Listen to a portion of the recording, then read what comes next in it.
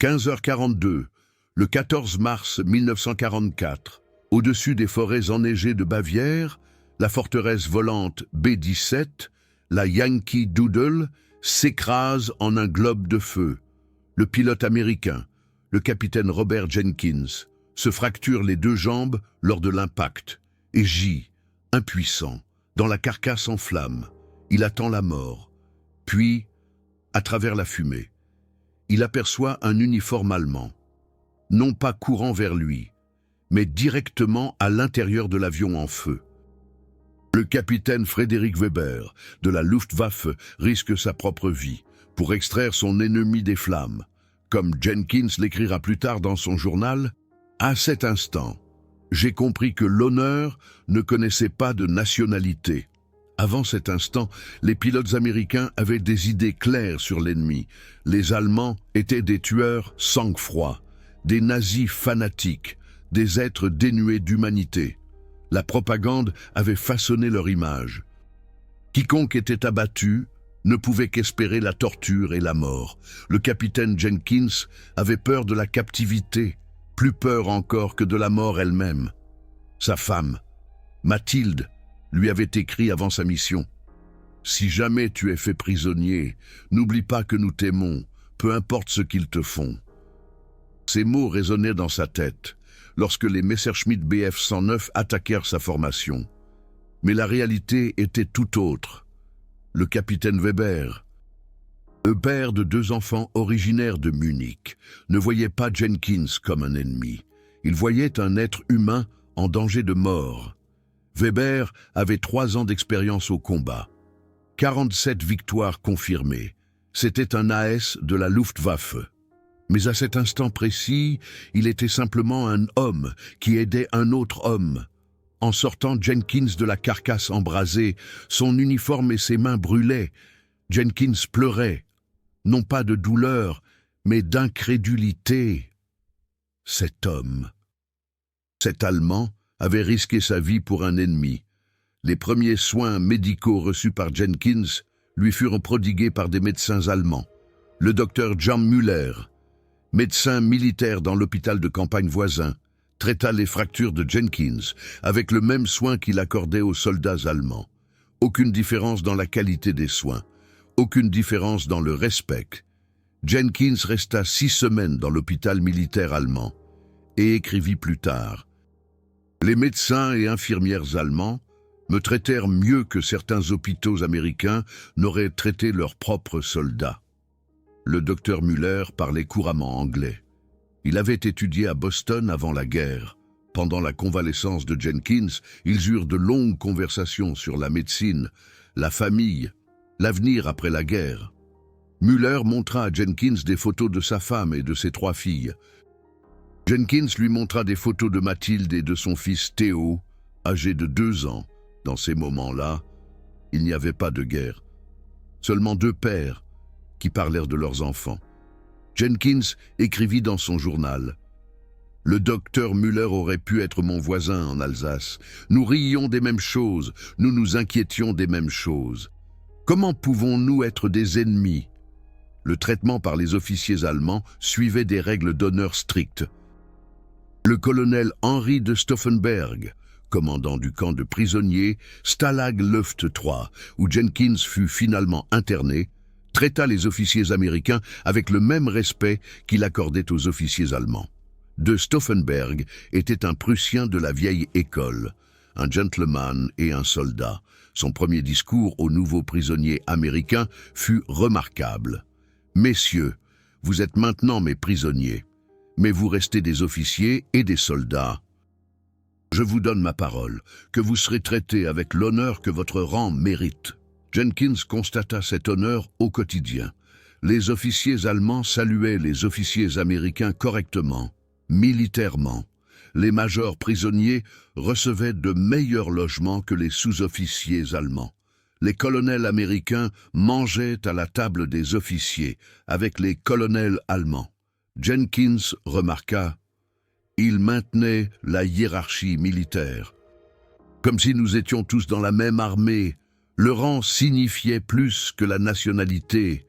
C'était inimaginable pour nous. » Le choc face à la générosité allemande se produisit par vagues.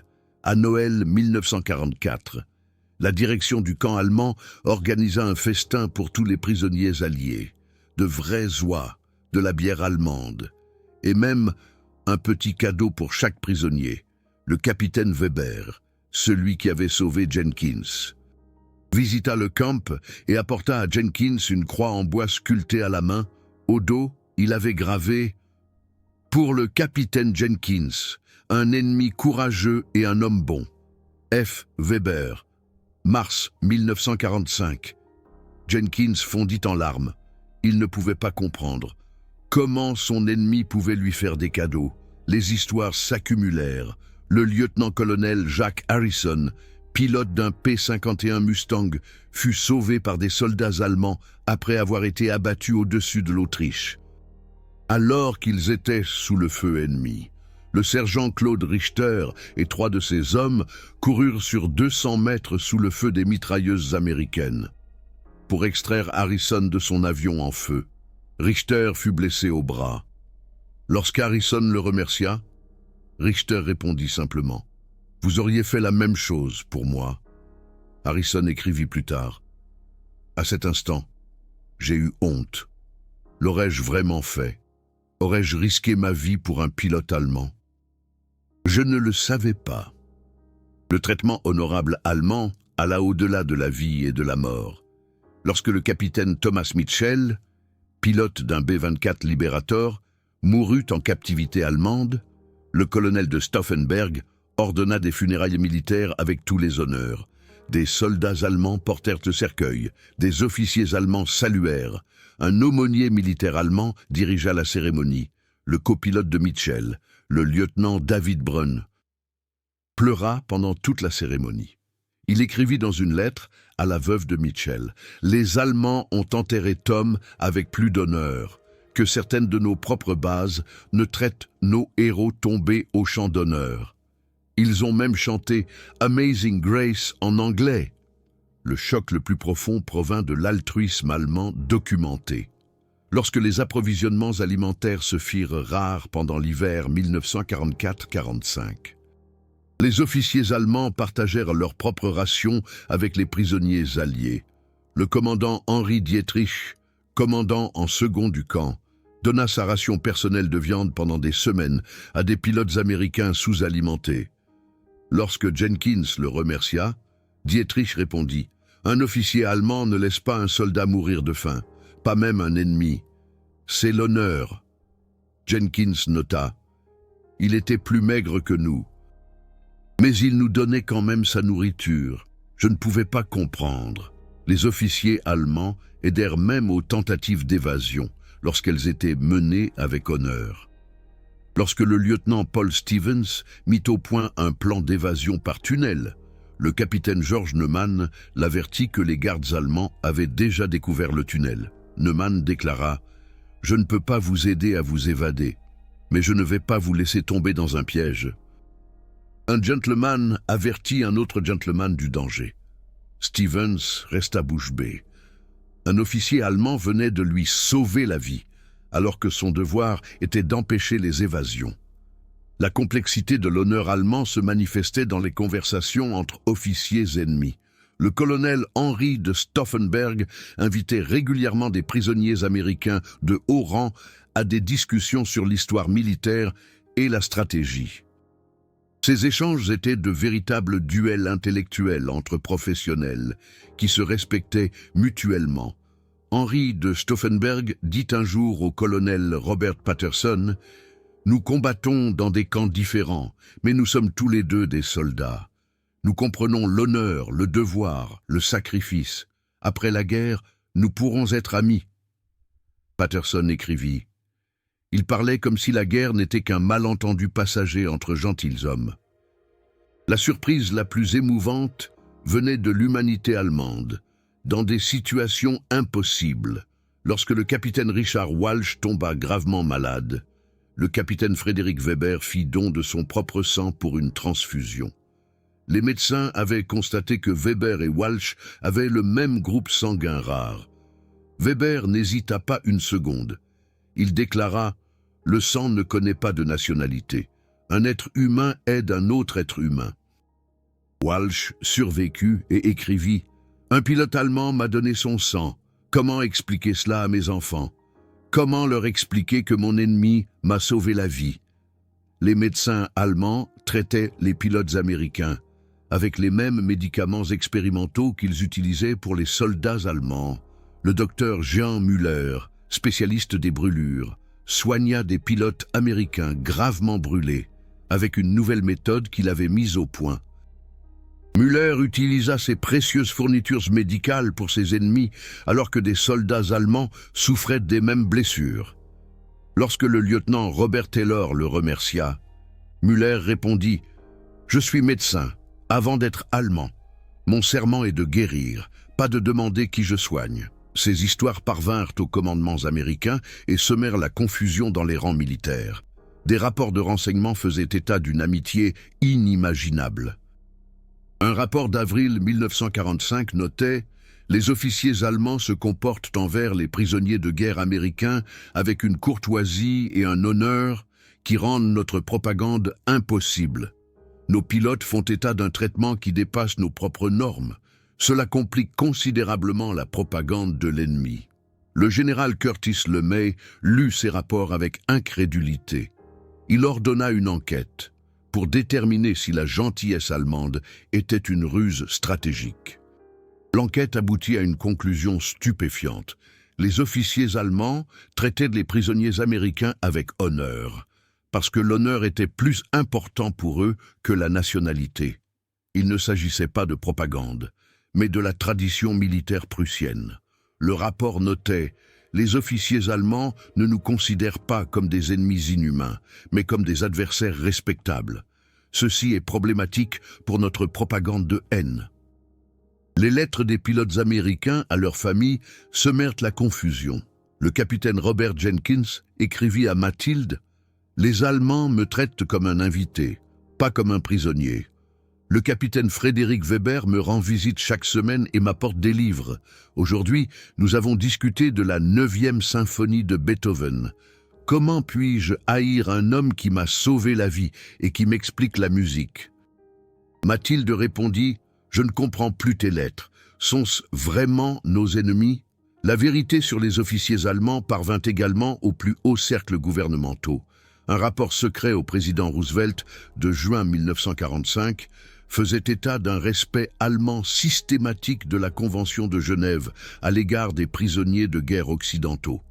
Le rapport notait « Les officiers allemands ont traité les prisonniers de guerre américains et britanniques avec une correction qui dépasse nos propres normes militaires. Cela contraste totalement avec notre représentation de l'état-major allemand comme barbare. Si ces histoires sont importantes pour vous, si la préservation de cette vérité complexe est essentielle, alors le bouton Super Thanks de YouTube, le petit cœur doré en bas, soutient directement l'accès à plus de témoignages de première main, plus de documents d'archives, avant que nous ne les perdions à jamais. Chaque Super Thanks m'aide à passer des semaines dans les archives. Au lieu de créer du putaclic, il s'agit d'honorer toutes les facettes de l'histoire humaine. La preuve la plus personnelle de l'honneur allemand est venue de la correspondance d'après-guerre. Le capitaine Robert Jenkins et le capitaine Frédéric Weber échangèrent des lettres après la fin de la guerre.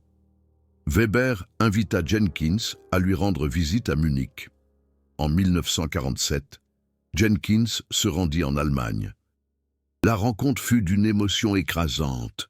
Weber avait perdu sa ferme et vivait dans la pauvreté. Mais il reçut Jenkins comme un frère. Jenkins écrivit « L'homme qui m'a sauvé la vie avait tout perdu, et il m'a accueilli dans sa maison détruite, comme si j'étais l'invité le plus important du monde. » L'amitié entre anciens ennemis s'approfondit au fil des décennies. Weber rendit visite à Jenkins en 1952, en Alsace. Les voisins de Jenkins furent choqués qu'il accueille un ancien pilote allemand chez lui. Jenkins leur répondit « Cet homme a sauté dans un avion en flammes pour me sauver la vie. Il est un meilleur Alsacien que la plupart des Alsaciens que je connais. » Weber devint le parrain de la fille de Jenkins, Sophie. Les deux hommes correspondirent jusqu'à la mort de Weber en 1978. Le docteur Jan Müller, le spécialiste des brûlures, immigra en Amérique en 1949 et devint un chirurgien de premier plan à Cleveland. Il soigna des vétérans américains et mit au point des méthodes révolutionnaires pour traiter les blessures de guerre. Müller déclara dans une interview en 1965 « La guerre m'a appris que la médecine ne connaît pas de nationalité. Un médecin guérit, peu importe d'où vient le patient. J'ai soigné des pilotes américains en Allemagne. Maintenant, je soigne des vétérans américains en Amérique. C'est le même travail. » Le même serment. Le colonel Henry de Stauffenberg ne survécut pas à la guerre. Il fut exécuté en 1944 pour sa participation à l'attentat contre Hitler. Mais son exemple de traitement honorable des prisonniers de guerre devint une légende. Le colonel Robert Patterson rendit visite à la veuve et aux enfants de Stauffenberg en 1960. Il déclara « Votre mari nous a traités avec une dignité et un respect que je n'oublierai jamais. » C'était un véritable gentleman et un soldat droit. Le fils de Stauffenberg, Bertrand, devint plus tard ambassadeur d'Allemagne aux États-Unis. La vérité statistique sur le traitement allemand des prisonniers de guerre alliés est époustouflante. Sur 235 000 prisonniers de guerre américains et britanniques dans les camps allemands, 231 000 survécurent à la guerre. Un taux de survie de 90,3%. À titre de comparaison, seuls 35% environ des prisonniers de guerre allemands dans les camps soviétiques survécurent. Les chiffres parlent d'eux-mêmes quant au respect allemand des règles internationales de la guerre à l'égard des prisonniers occidentaux. Ce taux de survie n'était pas le fruit du hasard, mais le résultat d'efforts allemands systématiques pour un traitement correct. Les commandants de camps allemands reçurent des instructions détaillées sur le respect de la Convention de Genève. Les infractions étaient sanctionnées. Le colonel Franz von Vera, commandant de plusieurs camps de prisonniers de guerre, effectuait des inspections régulières et punissait les soldats allemands qui maltraitaient les prisonniers. Von Vera notait « Un officier allemand qui maltraite des prisonniers de guerre n'est plus un officier. » La surprise la plus émouvante fut l'aide allemande apportée aux familles américaines. Lorsque le lieutenant Michael O'Brien tomba gravement malade en captivité et décéda, le docteur Jean Müller écrivit personnellement à Mathilde, la veuve d'O'Brien, et lui expliqua les circonstances de sa mort. Müller lui assura « Votre mari est mort paisiblement, sans douleur, avec tous les honneurs militaires. Nous l'avons traité comme notre propre fils. » La lettre, écrite en allemand et traduite en anglais, est aujourd'hui conservée aux archives nationales. Des officiers allemands aidèrent même à la restitution des effets personnels des pilotes américains tombés au combat. Le capitaine Frédéric Weber rassembla personnellement les biens du capitaine Davis, dont le B-17 avait été abattu au-dessus de la Bavière. Weber envoya la bague de mariage de Davis, son portefeuille avec des photos de sa famille et son journal, par l'intermédiaire de la Croix-Rouge, à Mathilde, la veuve de Davis, en Alsace. Weber écrivit « Ces objets appartiennent à un homme courageux et à une famille en deuil, et non aux archives allemandes. » La réconciliation d'après-guerre entre les officiers allemands et les pilotes américains devint un symbole de réconciliation possible entre ennemis. En 1985, d'anciens prisonniers de guerre organisèrent une rencontre avec leurs anciens gardiens allemands à Munich. Jenkins, alors âgé de 68 ans, embrassa Weber, âgé de 82 ans, devant les caméras. Jenkins déclara « Cet homme m'a sauvé la vie en 1944 et il enrichit encore ma vie aujourd'hui. C'est la vraie signification de l'honneur. » Le docteur Jean Müller reçut la médaille de la liberté en 1987 pour ses services rendus à la réconciliation franco-allemande.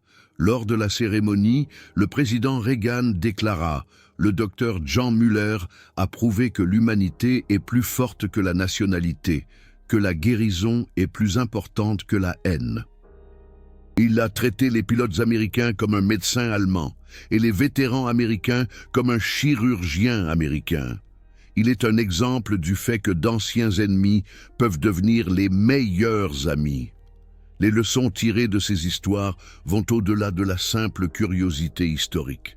Elles montrent que, même dans la guerre la plus dure, dans les circonstances les plus extrêmes, les êtres humains peuvent conserver leur humanité.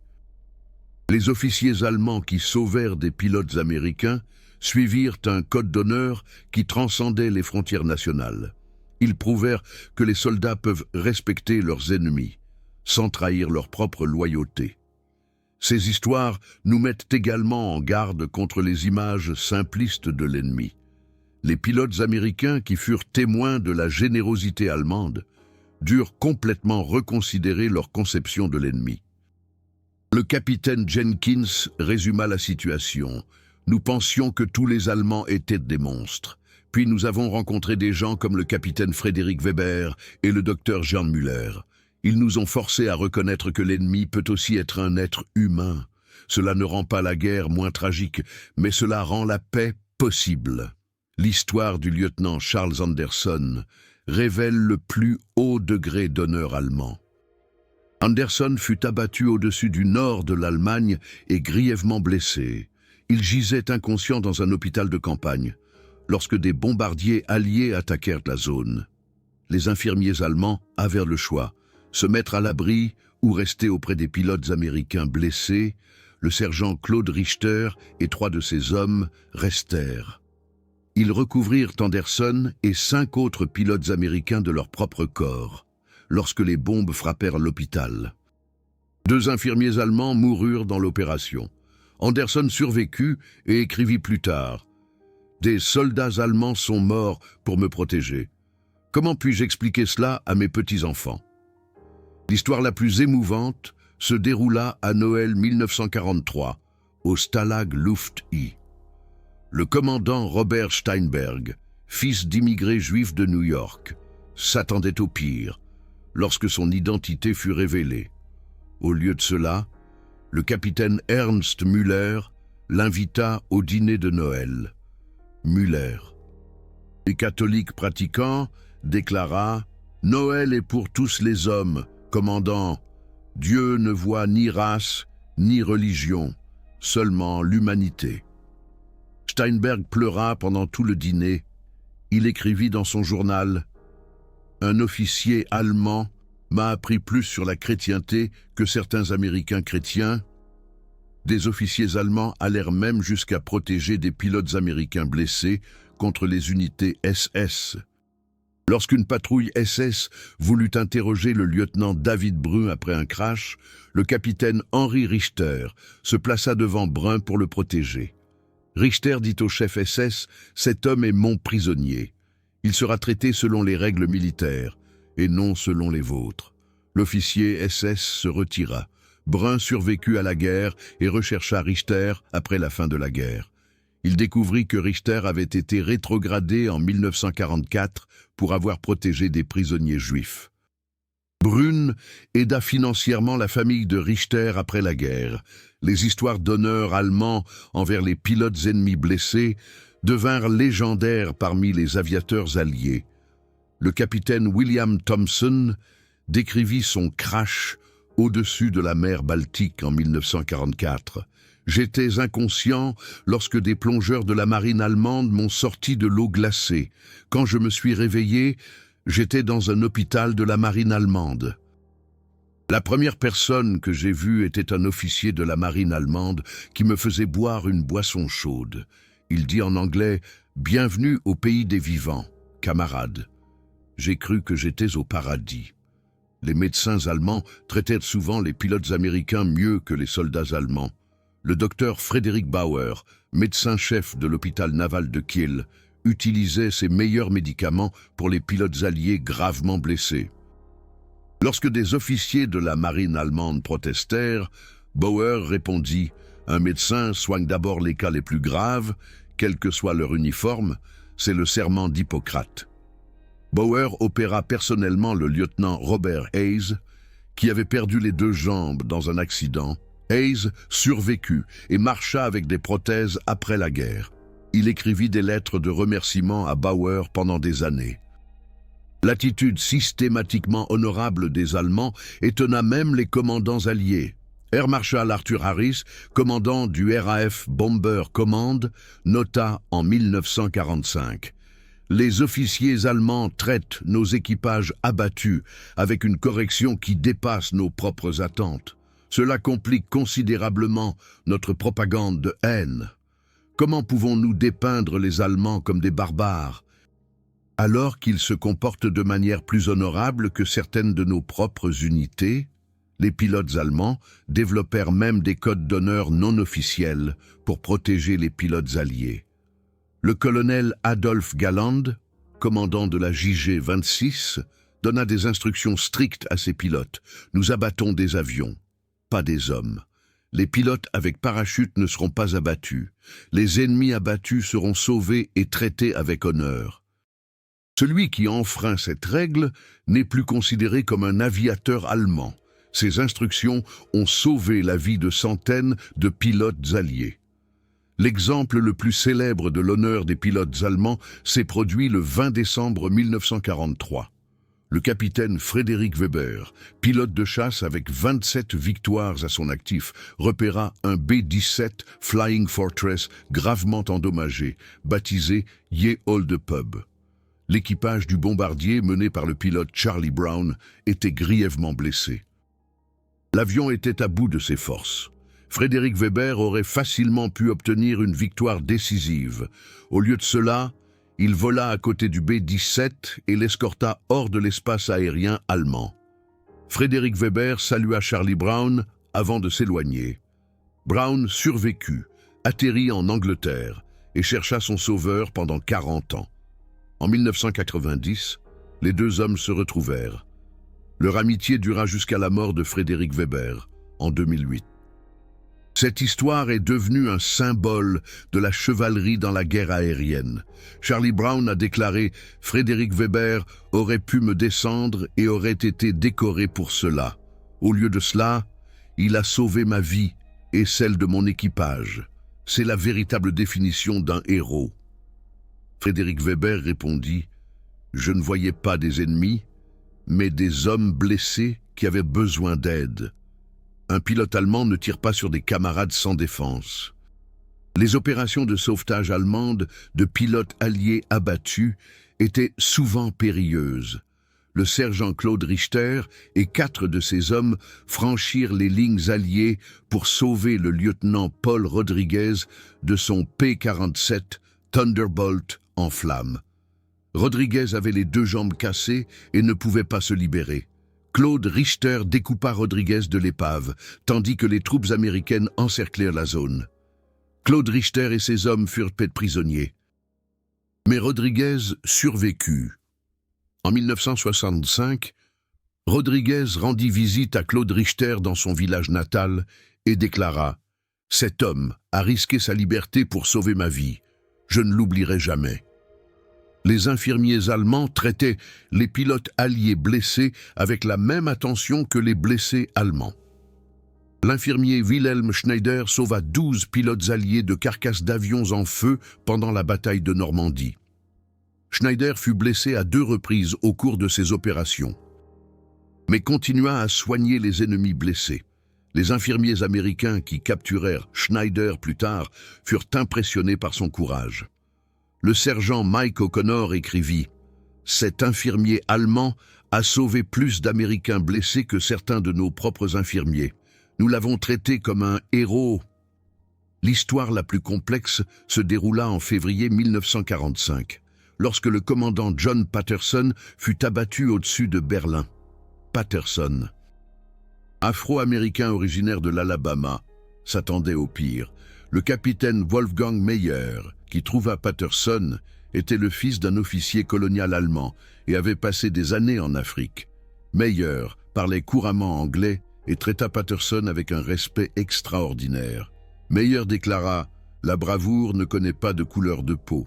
Commandant, vous êtes un soldat et vous méritez l'honneur d'un soldat. » Patterson fut traité avec plus d'honneur par les officiers allemands que par certains officiers américains blancs. Cette histoire atteignit la presse américaine et déconcerta le public. Comment un nazi pouvait-il traiter un pilote noir avec plus de respect que les Américains? Patterson écrivit après la guerre « Le capitaine Meyer m'a appris que l'honneur et le racisme s'excluent mutuellement. Une personne honorable voit le caractère, pas la couleur de la peau. » Meyer émigra en Amérique en 1948 et devint professeur d'études africaines à l'université Howard. L'histoire la plus touchante est celle du capitaine Sarah Mitchell, l'une des rares femmes pilotes des forces aériennes alliées. Mitchell fut abattu au-dessus de l'Autriche et retrouvé par des chasseurs alpins. Le colonel Henry Brown, commandant de l'unité, fut d'abord choqué de voir une femme pilote ennemie, puis il traita Mitchell avec la courtoisie d'un officier prussien envers une dame. Henry Brown veilla à ce que Mitchell reçoive un logement séparé et soit soigné par du personnel féminin. Mitchell écrivit « Le colonel Brown m'a traité comme sa propre fille. J'étais prisonnière, mais aussi invitée. Des officiers allemands ont même aidé à l'évasion de pilotes alliés blessés lorsque leur vie était en danger. Lorsque le lieutenant Robert King était alité dans un hôpital militaire allemand et que des troupes SS voulaient l'enlever, le docteur Anton Huber organisa le transfert secret de King dans un hôpital suisse. Huber risqua sa vie et sa carrière. King survécut et créa une fondation pour les orphelins de guerre allemands après la guerre. King déclara « Le docteur Huber n'a pas seulement sauvé ma vie, il m'a appris ce que signifie la véritable humanité. » Les amitiés d'après-guerre entre officiers allemands et pilotes américains sont devenues des symboles de réconciliation. En 1995, à l'occasion du 50e anniversaire de la fin de la guerre, 47 anciens prisonniers de guerre américains rencontrèrent leurs gardiens allemands à Francfort. La rencontre fut émotionnellement bouleversante. Le capitaine Robert Jenkins, alors âgé de 78 ans, déclara « Ces hommes n'étaient pas nos ennemis, c'étaient des soldats comme nous. La guerre a fait de nous des adversaires, mais notre humanité a fait de nous des amis. » Le capitaine Frédéric Weber, alors âgé de 81 ans, répondit « Nous nous sommes battus pour des drapeaux différents, mais nous partagions les mêmes valeurs, l'honneur, le courage, le respect de l'adversaire. Ces valeurs survivent à toutes les guerres. » La célébration se termina par une prière commune pour tous les morts des deux camps. Les vétérans allemands et américains s'embrassèrent et pleurèrent ensemble. La dernière histoire que je souhaite partager s'est déroulée en 2008, lorsque le capitaine Robert Jenkins est décédé. À ses funérailles dans l'Alsace, un vieil homme avec un accent allemand apparut de manière surprenante. C'était le capitaine Frédéric Weber, alors âgé de 89 ans, venu de Munich. Weber portait une petite boîte en bois. À l'intérieur se trouvait un morceau de métal du B-17 dont il avait sauvé Jenkins en 1944. Weber l'avait conservé pendant 64 ans. Il posa le morceau de métal sur le cercueil de Jenkins et salua une dernière fois. Weber dit à la famille de Jenkins « Votre père était un ennemi courageux et il est devenu mon meilleur ami. Le métal lui appartient. » Ces histoires nous montrent quelque chose de fondamental sur la nature humaine, même dans les heures les plus sombres de l'histoire. Les gens peuvent choisir de préserver leur humanité. Les officiers allemands qui ont sauvé des pilotes américains ont choisi l'honneur plutôt que la haine, l'humanité plutôt que la nationalité. Ils ont prouvé qu'il est possible, même en temps de guerre, de respecter et de protéger son adversaire.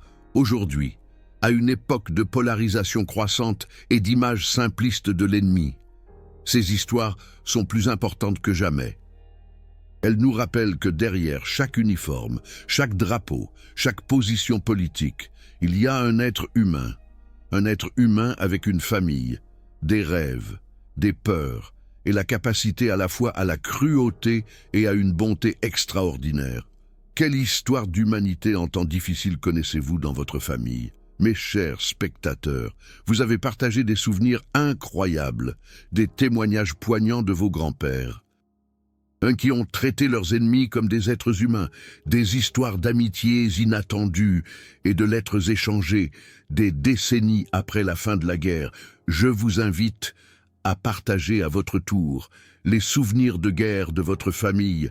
Dans les commentaires ci-dessous, chaque commentaire est une pièce du puzzle de l'histoire que nous pouvons préserver ensemble.